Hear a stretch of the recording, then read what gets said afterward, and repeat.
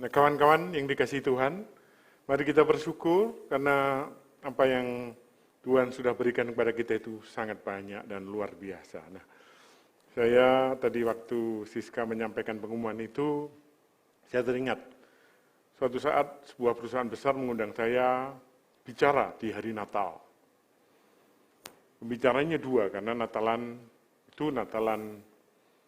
perusahaan jadi umat Kristen dan Katolik digabung. Pembicara yang pertama adalah pastor, kemudian yang kedua giliran saya. Pastornya sangat luar biasa, bicaranya sangat baik. Saya sampai khawatir, dedek nih, saya bagus kayak bicara. Nah, ketika saya di depan, sudah saya siapkan, apa yang terjadi? HP saya berbunyi. Yang nelpon istri saya lagi. Waduh, saya lupa matikan. Nah, itulah pertama kali saya keringat dingin keluar ya. Karena saya sibuk mematikan, semua sedang memandang saya, telepon datang lagi kan gitu. Saya lupa mematikan, dan sejak saat itu kalau saya bicara, saya matikan atau flying mode ya. Dan hari ini saya diingatkan peristiwa itu. Sungguh saya sangat malu, keringat dingin keluar, dan itu pengalaman dalam hidup saya yang paling menakutkan, dan saya berharap tidak mengulangi lagi. Nah, mari kita berdoa. Bapa di surga, kami mau belajar hari ini firman Tuhan. The pursuit of joyfulness. Bila kami mengejar joyfulness dalam hati kami, dalam kehidupan kami. Sehingga kami semua boleh tidak didikte oleh situasi dan kondisi yang ada di sekitar kami, tapi kami memilih untuk mendapatkan sesuatu yang sebenarnya sudah Engkau sediakan bagi kami.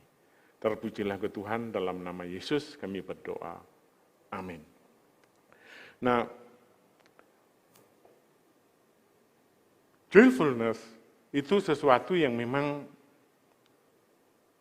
hari-hari ini menjadi sangat berharga. Masa pandemik yang kita lalui selama 2 tahun membawa duka yang sangat panjang. Nah, ketika ini mulai berakhir, yang terjadi adalah sebuah proses perubahan ke dalam new normal. Dan yang terjadi banyak sekali orang-orang yang mengalami goncangan dalam hidupnya. Dan sudah disampaikan oleh Pak Presiden dan juga banyak pengamat bahwa tahun depan adalah tahun yang benar-benar gelap. Tidak tahu apa yang terjadi. Sehingga rasanya tidak mudah kita semua bisa memasuki tahun 2023 dengan senyuman, dengan kebahagiaan. Karena apa yang disampaikan sungguh-sungguh menggetarkan hati. Sungguh-sungguh membuat kita semua enggak bahagia. Namun demikian, kita adalah orang-orang percaya yang Tuhan sudah siapkan. Yang Tuhan sudah memberikan kepada kita hal-hal yang sangat baik, yang melatih kita untuk menghadapi hal seperti ini. Nah, kita akan, ayat tema kita kali ini adalah ada 2, yaitu di dalam Filipi 4 ayat ke-6 dan juga di dalam Mazmur 34 ayat yang kedua. Mazmur 34 ayat yang kedua. Nah, nanti ayatnya saya baca belakangan saja.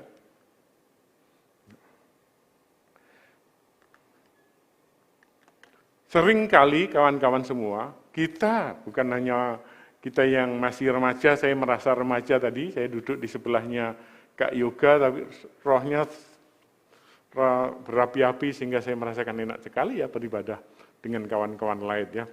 Beban terlepas, enggak lagi mikir yang lain, tapi semuanya ringan kan gitu. Namun tentu seindah-indahnya apa yang kita rasakan, sesungguhnya kita seringkali mengalami apa yang tidak kita harapkan. Seringkali kita ada hal-hal yang terjadi di luar kendali kita. Kita mendapatkan perlakuan kurang adil. Kita sudah bekerja dengan baik, tiba-tiba kita mengalami penundaan jadwal. Seringkali saya sebagai seseorang yang bekerja, sebagai seorang profesional, ketika bekerja, saya dapat kontrak. Kemudian pada hari hanya ketika mau tanda tangan kontrak dibilang, Pak, bos bilang hold dulu ya.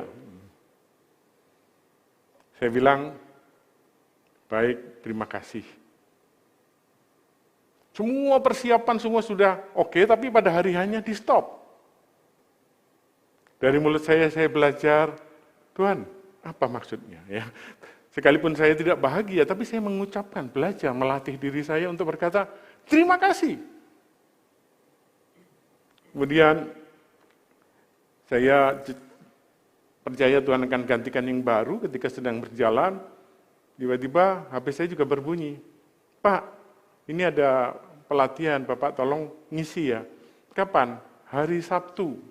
Itu hari Kamis saya di WA.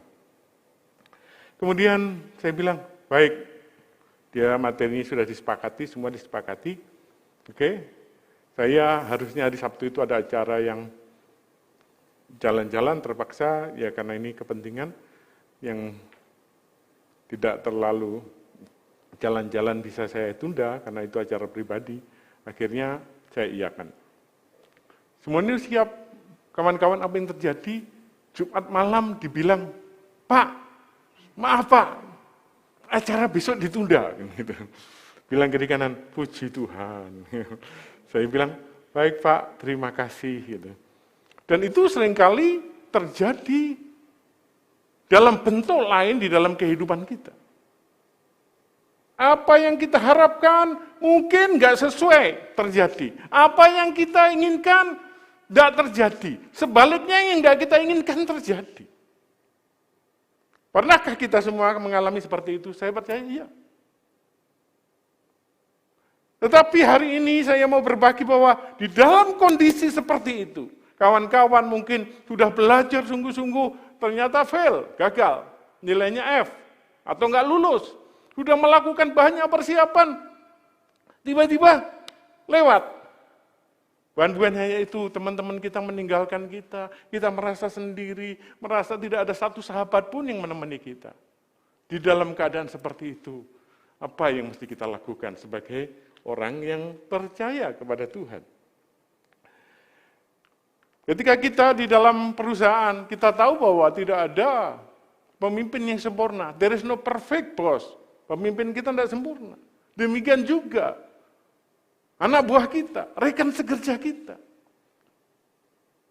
Dan itu seringkali membuat kita tidak bisa bergembira, tidak bisa happy. Bahkan kalau kita punya teman dekat, bahkan yang sudah menikah ya, mungkin nggak banyak, tetapi mungkin kawan-kawan atau orang tua kalian sendiri tidak sempurna.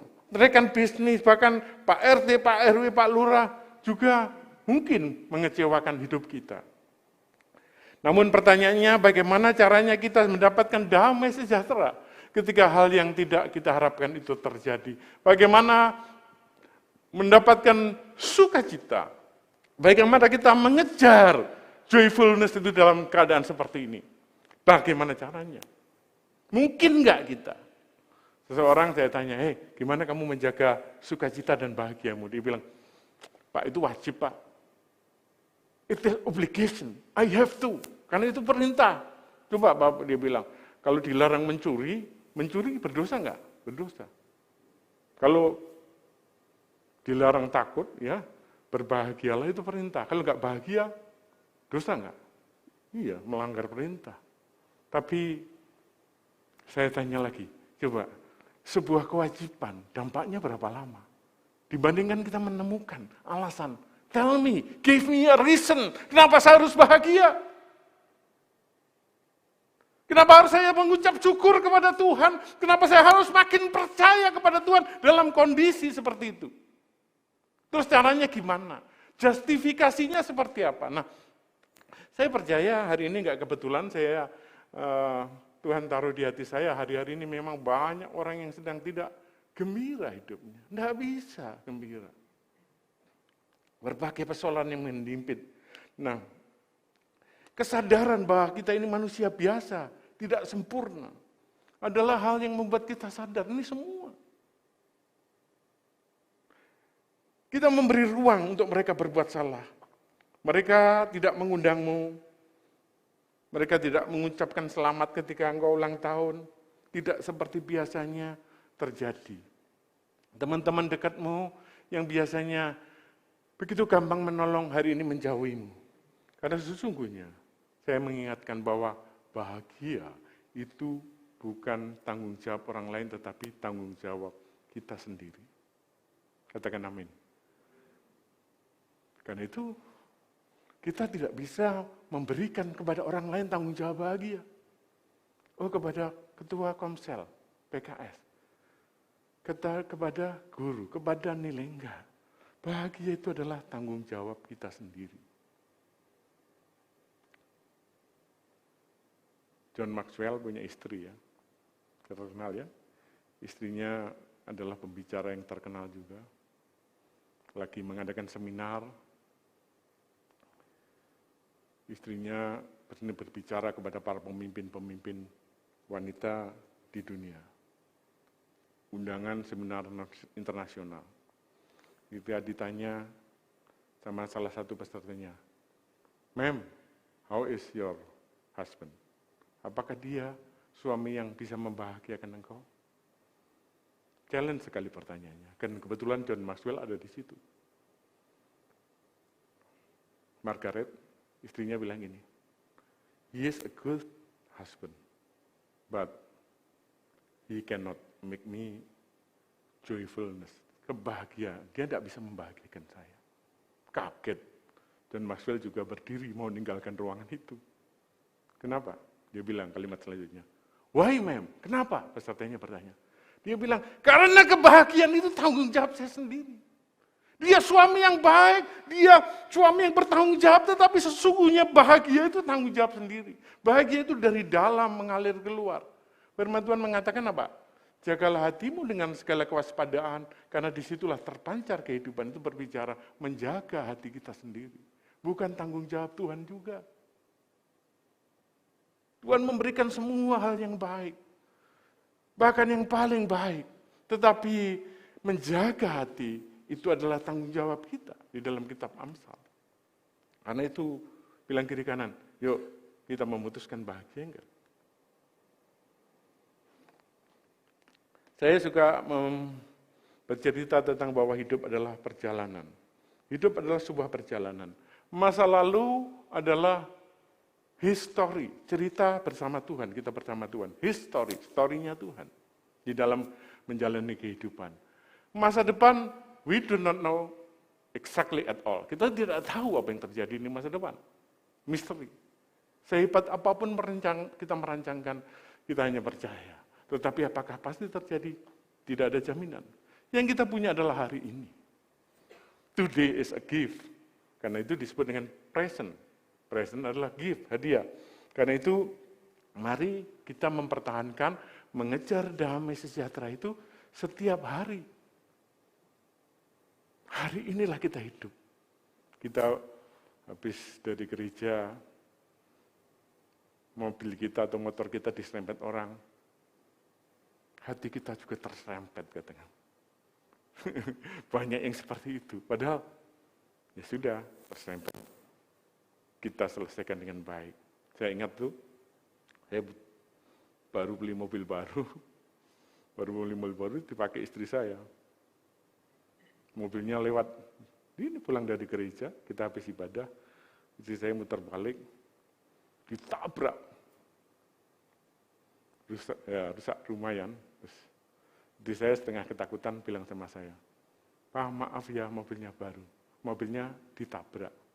Siapa yang pakai dia?" Terus saya ingat, saya nggak mau dicuri damai sejahtera. Saya juga bilang, "Kamu terluka nggak?" Enggak. Puji Tuhan. Mobil rusak asuransi. Kamu lebih berharga dari mobil 10. Mobil ini juga berharga kamu. Kita beri tepuk tangan. Saya memilih kata-kata dari hikmat kerajaan. Engkau lebih berharga. Mobil rusak, selesaikan. Damai sejahtera, nggak hilang. Katakan amin.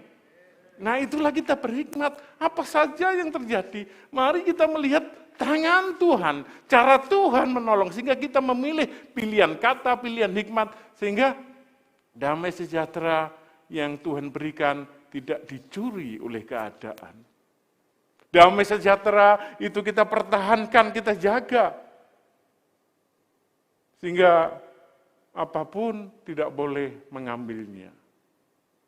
Saya mengulang-ulang cerita ini supaya juga saya sadar betapa pentingnya kita menjaganya.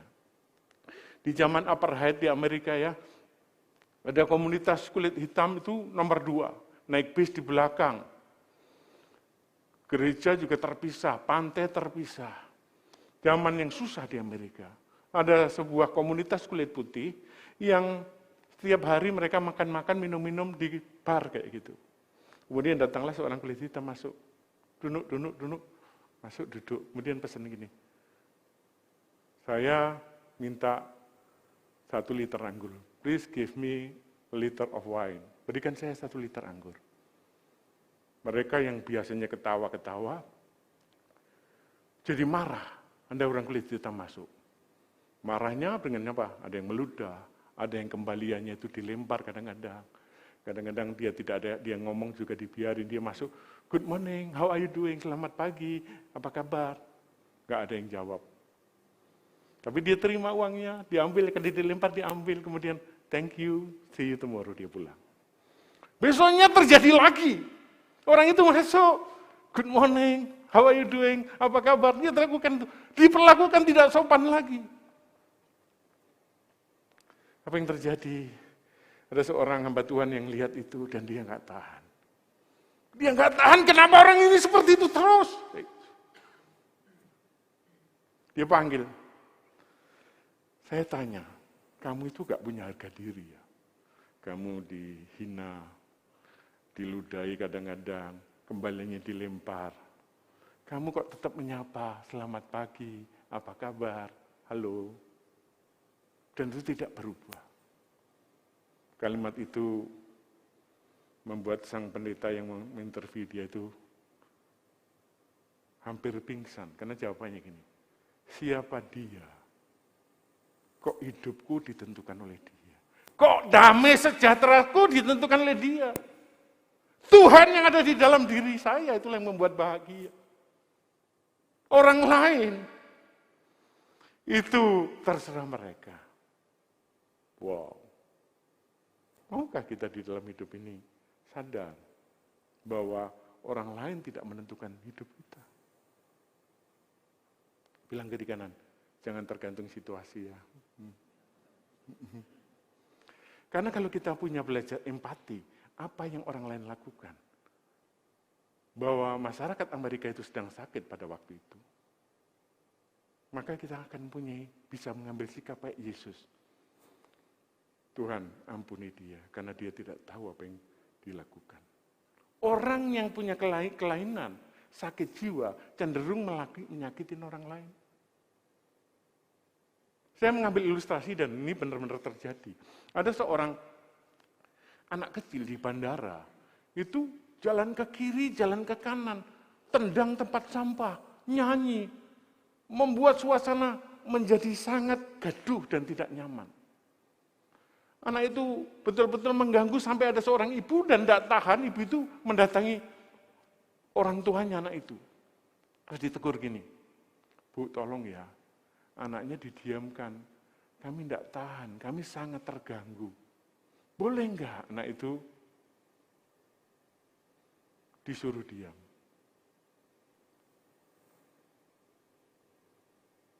Ibunya yang bawa anak itu bilang gini, Bu, ini juga bukan anak saya. Anak ini baru kehilangan kedua orang tuanya.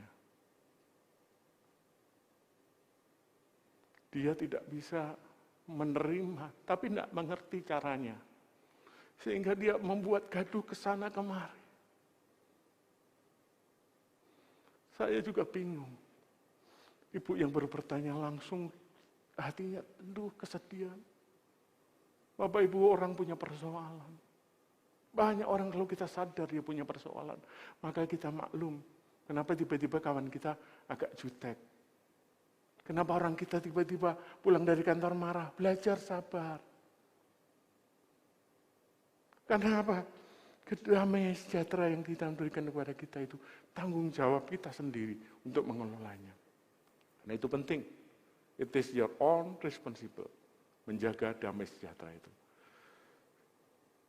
Sebagai kondisi, dalam kondisi apapun. Katakan amin. Boleh tepuk tangan kawan-kawan? Ya. Mau menjaga sungguh-sungguh ya. Kembali ke dalam perjalanan. Seringkali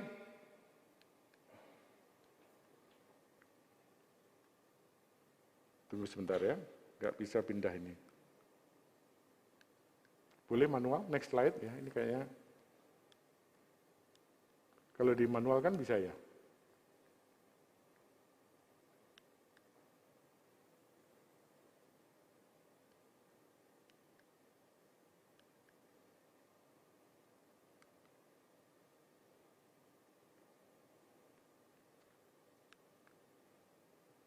Mas Yoga, nggak bisa nih. Nggak apa-apa.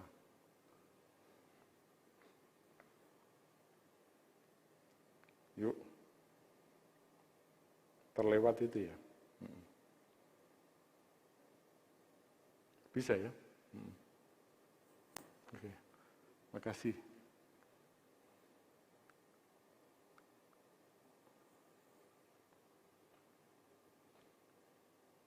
Nah, seringkali yang kedua adalah kita tidak mampu memanage hidup itu. Tidak manajemen problem. Kalau kita hidup di sebuah perjalanan, kita naik mobil, kemudian ban kita meletus, maka ada dua pilihan. Kita terus meratapi, nunggu bengkel atau tukang bengkel yang ditelepon untuk mengganti mobil atau bawa ban, atau kita punya ban cadangan yang kita bisa ganti. Dan kalau kita punya ban cadangan, maka kita bisa ganti itu. Seringkali ban cadangan sampai bertahun-tahun tidak dipakai, tidak ada masalah. Tetapi ketika perjalanan di dalam kita menjalani menuju tujuan tertentu, roda kita bocor atau ada problem, kita punya rencana cadangan. Bapak Ibu, kawan-kawan semua, kawan-kawan semua, kita ini punya rancangan memanage hidup ini. Banyak sekali orang datang dan dia bawa I have money financial problem. Terus ditanya, saya salah prediksi. Saya salah ngitung. Salah. Saya bilang, terlalu banyak orang kayak lu gitu ya bahasanya. Kenapa? Engkau nggak memanage hidupmu. Pak, saya nggak bisa damai sejahtera, saya nggak bisa berdoa, kenapa nggak punya uang? Terus disalahkan Tuhan. Padahal banyak orang yang gajinya sama, tetapi bisa mengatur keuangan dengan baik. Uang sakunya sama, tetapi dia bisa bahagia. Itu berarti apa? Bisa mengatur, bisa memanage. Nah, damai sejahtera berbicara kita bisa mengatur hidup kita. Kalau engkau tiap hari nggak belajar main game sampai jam 2, besok pagi sekolah dengan tergopoh-gopoh, nggak ngerjain PR, terus kemudian dimarahi. Oh, di fail, ngurangi semester depan nggak naik kelas, kemudian kita bilang, aku diperlakukan tidak adil. Nggak seperti itu, engkau nggak memanage hidupmu. Iya Pak, iya, bilang kiri kanan. Kayaknya saya sering dengar ya, kisah ini ya. Bagaimana orang bisa mengatur hidupnya dengan baik? Kita adalah terang dan garam. Kita diajari banyak bagaimana mengelola keuangan, kita mengatur waktu, manajemen waktu, mana yang prioritas, mana yang tidak. Tetapi kita anggap itu hanya pengetahuan dan kita tidak pernah praktek. Akhirnya apa? Ke dalam kenyataannya kita kehilangan hal-hal yang sangat penting. It's talking only life management, manajemen kehidupan. Bagaimana kalau sejak kecil kita ini mengatur keuangan, mengatur waktu, mengatur prioritas, mengejar yang menjadi passion. Kemudian kita menjadi orang-orang yang punya kompetensi yang cukup. Sehingga apa? Kita mendapatkan upah yang jauh lebih tinggi daripada orang lain. Halo? Atau kita memilih, ya sudah, saya kan cuma pendidikannya segini. Atau kita memilih, no, pendidikan bisa dikejar lewat live, lewat formal, non-formal. Tingkatkan kompetensi, membangun hubungan terus, mau dimentor, karena tidak ada orang yang berhasil tanpa mentor, sedikit sekali. Kita tidak mau, kita menutup hidup kita sendiri, kita merasa ini privasi saya, kita tidak mau bertumbuh di situ. Akhirnya apa? Kita tidak mengatur hidup dengan baik. Akhirnya kita kehilangan damai sejahtera. Kawan-kawan, ini cerita yang lama. Banyak orang tua nggak bisa menyekolahkan anaknya. Banyak orang tua mengejar gengsi. Sekolah di sekolahan yang mahal. Kemudian apa? Anaknya dia nggak bisa, akhirnya kehidupan sehari-hari sangat berat. Saya bilang, Bro, kenapa kamu seperti itu? Iya Pak, saya ingin memberikan yang terbaik untuk anak saya. Itu salah konsep. Yang terbaik itu harus dari orang tua. Apalagi, masa muda itu singkat. Kalau kita tidak perbaiki, kita tidak jaga, nggak mengatur dengan baik, stres kita, kesedihan kita, bukan karena kita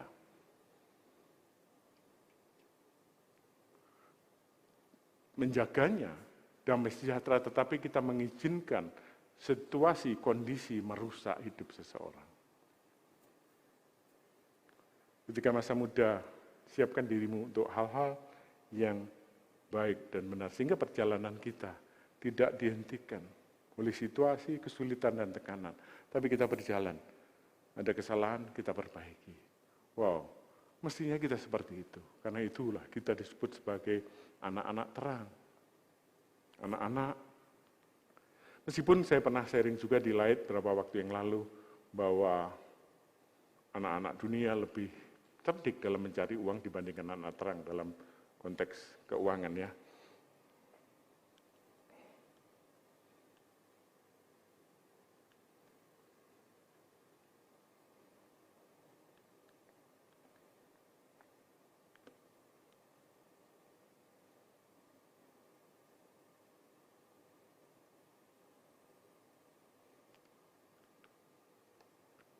Kemudian yang ketiga, kita sadar bahwa segala yang dari Tuhan itu baik. Karena itu Yakobus 1 ayat 17 mengatakan bahwa semua yang baik itu datangnya dari Bapa. Tuhan tidak pernah mengecewakan. Karena itu mengenal Tuhan sungguh-sungguh. Dan kemudian apa? Belajar untuk mengalahkan kejahatan dengan kebaikan. Bukan kejahatan dengan kejahatan. Orang suka bilang gini, Pak saya ini orang baik, nanti kawan-kawan akan jumpai. Tetapi kalau saya disakiti, dengar baik-baik, saya bisa menyakiti 10 kali lipat. Saya bisa lebih jahat. Ada yang bilang gitu. Dan bangga dia, saya orang baik, kalau dibaikin, saya 10 kali lipat lebih baik. Tapi coba jahat sama saya. Saya katakan, itu bukan prinsip firman Tuhan. Firman Tuhan mengajari kita apa? Kalahkan kejahatan dengan kebaikan. Jadi orang berbuat jahat sama kita, bukan kita naif terus kita mengizinkan kita berbuat jahat, tapi tidak. Tapi kita mendoakan dia. Kita berbuat baik. Bro, jalanmu enggak seperti ini. Engkau punya Tuhan yang sanggup menubah hidupmu. Nah ini enggak otomatis, mari kita melatih diri kita. Sehingga apa? Ketika kita difitnah orang, ketika kita diperlakukan nggak adil oleh teman, yang muncul itu respon yang positif, respon yang baik. Makanya ada pelajaran kan, this not talk about right or wrong, but your response. Ini tidak berbicara benar atau salah, tetapi respon kita. Jadi kalau orang baik, kita ya baik. Orang jahat, ya kita tidak boleh berubah. Di lingkungan apapun, kita terang. Engkau adalah mutiara. Pada dirimu ada segala kebaikan Tuhan. Tuhan sudah mati untuk engkau. Engkau dipersiapkan untuk menjadi garam dan terang. Dan engkau adalah garam dan terang. Bahkan sejak dari kandungan ibumu, Tuhan mengenal engkau. Segala kebaikan Tuhan dilimpahkan. Ketika Tuhan mau mati, menebus engkau di kayu salib. Sebenarnya dia mengalami ketakutan yang sangat, dia tertekan sampai keringat darah. Tetapi ketika lihat wajah setiap kita di dalam, sekalipun kita belum lahir, dia mengetahui kita, mengenal kita, dan dia memilih untuk menebus kita. Karena itu kita dicintai dan dikasihi Tuhan. Sehingga kita harus hidup merasakan syukur damai sejahtera dibandingkan kita kehilangan damai sejahtera. Jangan izinkan damai sejahtera kita dicuri, situasi dan kondisi. Karena itu kalahkanlah segala kejahatan dengan baik, kebaikan. Caranya gimana, Pak? Jangan terlalu berpikir kejahatan keburukan orang lain, tapi pikirkan Tuhan yang mengasihi kita. Ketika kita ditipu teman, kita pikir, aduh teman saya kok jahat ya. Terus kemudian dia mikir mereka-reka dia nggak bisa tidur. Dengar kalimat sedih sekali, dia berhari-hari nggak bisa tidur, nggak bisa gini. Nah itu akhirnya damai sejahteranya dicuri. Coba kalau sebaliknya, orang berbuat jahat misalnya pulpen kita, atau kita punya alat yang HP kita dicuri. Tuhan, saya sedih, HP saya dicuri, saya hati-hati, sekarang berikan saya kemampuan untuk beli yang baru. Nah itu fokus kerja, fokus. Lihat Tuhan, Tuhan menolong saya baru kehilangan HP. Maka bersyukur sekali jadi orang Jawa. Saya orang Jawa kebetulan. Apa? Ilmunya ilmu untung ya. Kalau kecelakaan pun masih bilang untung. Untung saya selamat. Padahal bukan selamat ya. Habis itu kecelakaan pun kita masuk rumah sakit, untung masih hidup ya kan. Padahal sudah babak belur. Mati, untung mayatnya ditemukan. Apalagi? Tubuhnya terpisah-pisah. Untung ya, tahu lokasinya. Tahu semua untung. Kenapa? Tidak memandang sebagai tragedi, tapi memandang kepada kebaikan Tuhan. Jangan terus ada di dalam kesedihan. Lihat Tuhan yang baik. Tuhan menyediakan yang baik. Waktu yang digunakan untuk merenungkan. Saya punya teman, sedikit aja dia dengar cerita baik, tidak baik tentang dirinya. Waduh nggak bisa tidur. Dia bilang, Pak saya 2 hari ini nggak bisa tidur. Kenapa? Ada orang tanya, dia perempuan, usia saya berapa? Ya dijawab aja. Kalau nggak mau jawab ya nggak usah dijawab. Perempuan kok ditanya usia, nggak sopan, saya nggak mau jawab. Selesai. Tapi dia berpikir, overthinking, memikirkan. Gunakan untuk berpikir yang mulia, yang indah, yang sejak didengar, yang mendatangkan kebaikan. Sehingga kita kerja dengan tenang, belajar dengan tenang, menjalani kehidupan dengan bahagia. Jangan fokus pada kesalahan, persoalan. Oh hari ini kok saya ditolak, proposal saya ditolak, janji ini dibatalkan, terus kemudian sedih. Ketika saya belajar tadi cerita di awal, undangan itu di-cancel, saya bilang puji Tuhan, terima kasih Pak atas informasinya. Enggak sampai 3 minggu dia bilang, Pak sekarang jadwal Bapak dipenuhi. Saya seringkali melihat itu, pernah kejadian ya. Saya kebetulan diminta training soft skill, keliling ke perusahaan-perusahaan oil and gas. Suatu saat saya belajar di dalam hidup ini, bersyukur apapun dan termasuk ketika perusahaan kecil yang undang, perusahaan besar, bahkan teman saya belajar, ya adalah ya dengan sukacita. Habis saya melakukan training di perusahaan di Jogja, saya berhenti di airport, teman saya telepon, Pak, boleh nggak ngasih besok hari Kamis minggu depan, itu hari Jumat, minggu depan Bapak jadi moderator di Jakarta, ini ada Pak Menteri, ada beberapa mantan dan kebetulan Bapak paslah jadi moderator. Saya pikir, cuma dia bilang ini pertemanan ya, nggak ada honornya apa-apa. Saya bilang, oke. Saya bersedia, saya masukkan jadwal. Nggak sampai 15 menit, telepon berbunyi, Pak, ini ya, tolong jadwal Bapak di perusahaan multinasional di Sulawesi sudah oke. Kapan? Minggu depan dari Senin sampai Jumat. Wow, honornya sangat baik, semua luar biasa. Tapi saya bilang, boleh enggak di-cancel, ditunda seminggu, karena saya sudah janji mengiyakan Kamis ini dengan teman saya. Terus dia bilang, enggak bisa Pak, karena presidir semua sudah setuju hari Kamis. Kemudian saya bilang, baik kalau gitu saya tidak bisa ganti orang lain ya, saya carikan. Oke. Dan saya selesai.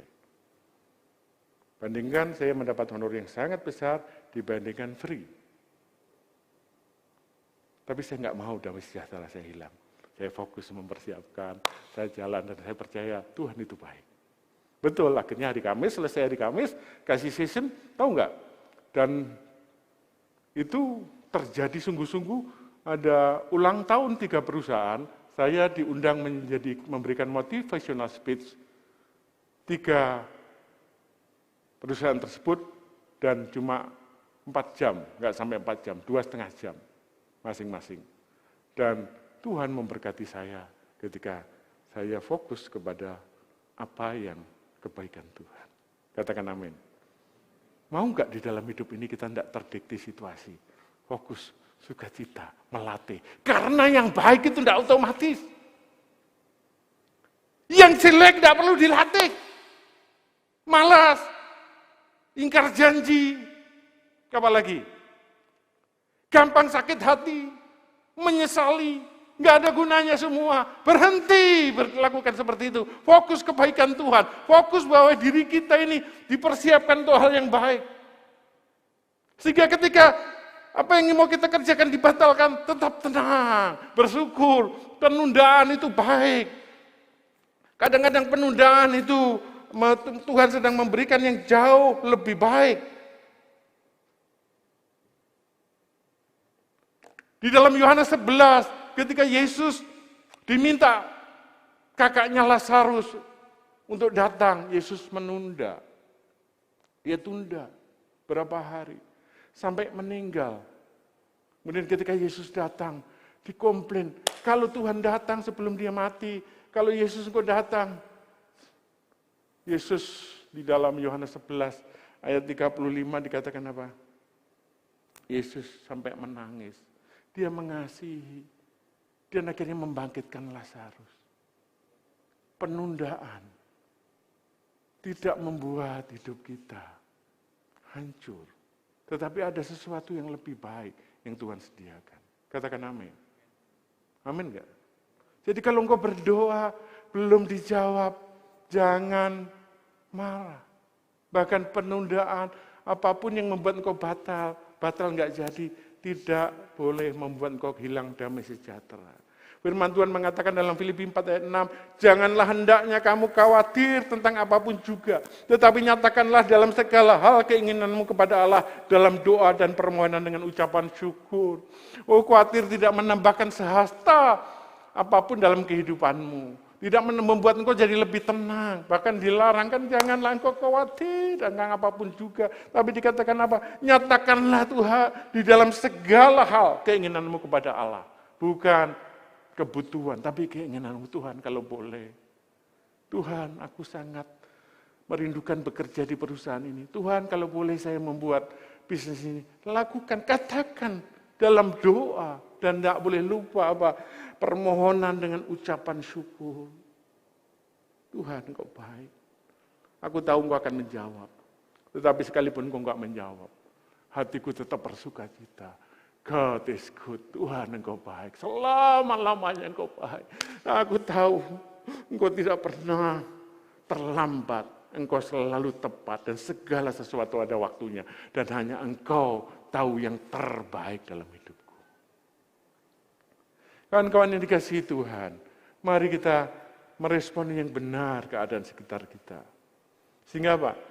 Kita tidak mencari alasan, mengeluh, komplain, dengan berbagai hal akhirnya kita membuat tidak mencapai tujuan. Coba ditanya, kenapa terlambat? Kenapa nggak selesai laporannya? Kenapa penampilannya nggak bagus? Dia bisa menyebutkan 100 alasan. Padahal dia kreatif membuat alasan manusia.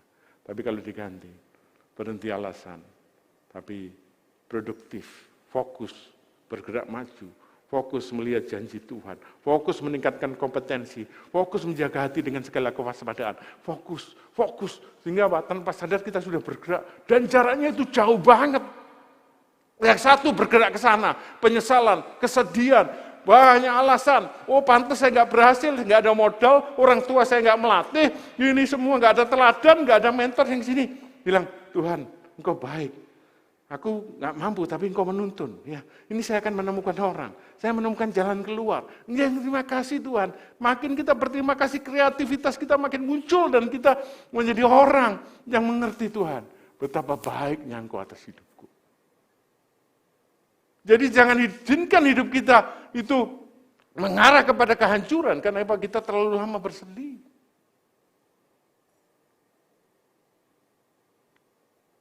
Seseorang yang berkata, ya aku bisa, sama berkata, ya pasti tidak bisa. Atau pekerjaan itu mudah, bisa sih, tapi rasanya gak mungkin. Atau memang berat, tapi saya bisa. Kalau saya kerja keras, sangat memberikan hasil yang berbeda. Karena itu, firman Tuhan mengajari kita, aku hendak memuji Tuhan pada segala waktu, puji-pujian kepadanya tetap di dalam mulutku. Itu karena kita memiliki alasan. Kasihnya yang jauh melebihi persoalan kita. Dosaku besar, tapi kasih karunia lebih besar. Kesalahanku besar, pertolongan Tuhan lebih besar. Kemampuanku kecil, tapi aku adalah anak raja yang dipersiapkan untuk melakukan yang besar. Kita adalah ciptaan baru di dalam Yesus. Yang lama sudah berlalu, yang baru sudah datang. 2 Korintus 5 ayat 17. Ketika kita ciptaan baru dalam Tuhan, maka marilah kita mengenakan pikiran Allah yang membawa kita ke dalam bukit-bukit kemenangan. Dan menyerahkan hidup kita ke tangan Tuhan. Sejak remaja, sejak anak-anak, sejak hari ini kita boleh datang kepada Tuhan. Musik boleh masuk, kita angkat pujian, kita bersyukur. Saya minta kita semua mengambil waktu berdiam diri di hadapan Tuhan. Pertanyakan kepada pribadimu masing-masing. Apakah di dalam hidupmu engkau lebih banyak mengeluh, beralasan,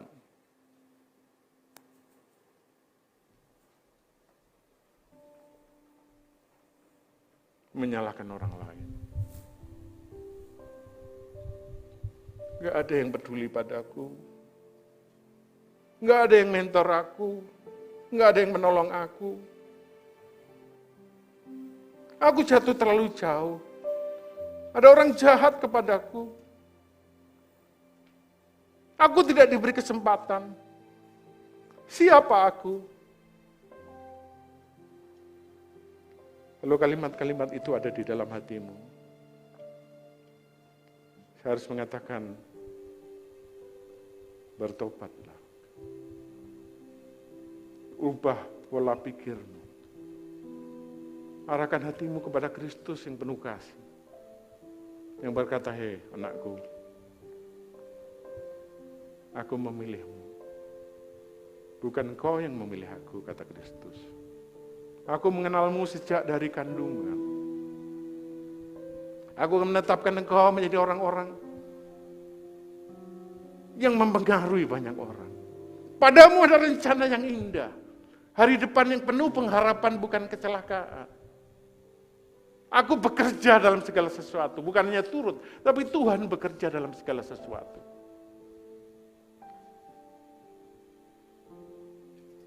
Maukah engkau merubah pola pikirmu? Janganlah engkau serupa dengan dunia ini, tapi berubahlah oleh pembaharuan akal budimu. Sehingga kau bisa membedakan kehendak Allah. Tuhan akan mentransform kamu. Let God transform you into new person by changing the way you think. Tuhan akan mentransformasi hidupmu dengan merubah pola pikirmu. Dengan belajar menyadari, padaku ada rencana Tuhan. Padaku ada segala kebaikan Tuhan.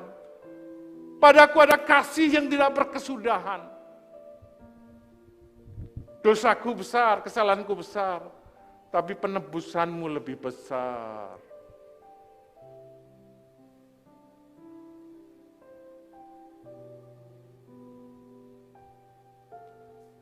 Cara hidupku yang lama,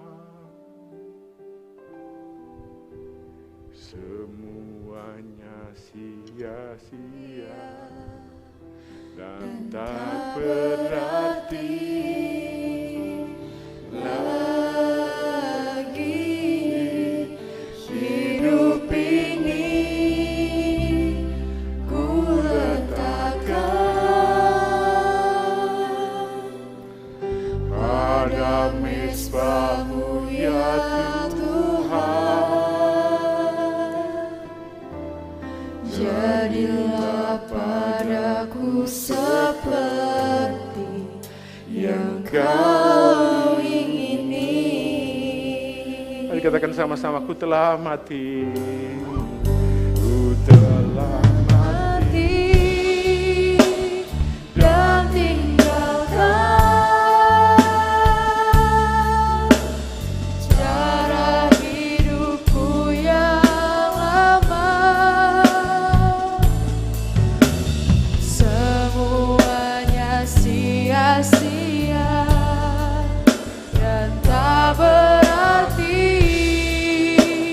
lagi. Hidup ini ku letakkan pada mezbah-Mu ya Tuhan. Jadilah padaku seperti yang Kau ingini. Ini antara engkau dengan Tuhan. It is between you and God. Saya mau engkau merasakan setiap kasih dan anugerah. Rasakan Dia menuntunmu. Tuhan adalah gembala-Mu. Takkan kekurangan engkau. Ia menuntunmu ke padang rumput hijau, ke air yang tenang, ke jalan yang benar oleh karena nama. Bahkan sekalipun engkau berjalan dalam lembah kekelaman, gadamu dan tongkat Tuhan, gada dan tongkat Tuhan itulah yang menghibur engkau. Saya menantang setiap engkau, kawan-kawan yang dikasihi Tuhan. Maukah engkau menolak pola pikir yang lama, yang menuduh dirimu sendiri, yang membuat engkau menyesal, terlalu berlebihan. Sebagai gantinya engkau memilih jalan Tuhan. Kesadaran bahwa Tuhan Yesus mengasihi engkau, menuntun engkau, membawa engkau dari tahap demi tahap menjadi dewasa di dalam Tuhan. Dengan merubah pola pikir bahwa engkau dikasihi dan dicintai Tuhan. Padamu ada rencana Tuhan yang indah. Kalau engkau mau, bukan engkau ikut-ikutan, dengar. Taruh tanganmu di dada. Rasakan kasih-Nya. Iya. Tidak usah menoleh ke kiri dan ke kanan. Taruh tanganmu di dada dan berseru, Tuhan, aku mau kembali kepadamu. Aku akan mengejar damai sejahtera. Aku akan menjaga hatiku dengan segala kewaspadaan. Aku mengetahui rancanganmu lebih besar dari persoalan kami. Aku tidak menyerah menghadapi masalah, tapi aku menyerahkan hidupku kepadamu yang menjaga dan menolong kami. Ya, engkau yang menaruh tangan di dada, rasakan kasih dan kebaikan Tuhan. Pertolongan, penyertaan yang tidak pernah berubah. Saya mengundang engkau bangkit berdiri. Pujikan ini sebagai doamu. Di depan Tuhan, engkau yang lama sudah berlalu, yang baru telah datang. Dan tinggalkan cara hidupku yang lama, semuanya sia-sia dan tak berarti lagi. Hidup ini ku letakkan pada mezbamu ya Tuhan. Jadilah padaku seperti yang Kau ingini. Tuhan, Kau nyatakan isi hatimu pada anak-anak-Mu yang hari ini mengambil keputusan untuk merubah pola pikir. Dari fokus kepada persoalan dan masalah yang dihadapi, kini mereka fokus kepada kebaikan dan kasih Tuhan yang lebih besar dari kesalahan yang mereka buat. Apapun yang terjadi dalam hidupmu, Tuhan tidak pernah meninggalkan engkau. Tuhan mengirim penolong, Roh Kudus yang hari ini ada. Dia akan berbicara kepadamu secara spesifik dan menuntun kepada seluruh kebenaran itu. Hamba-Mu terbatas dalam memilih kata-kata. Hamba-Mu terbatas dalam menyampaikan isi hati Tuhan.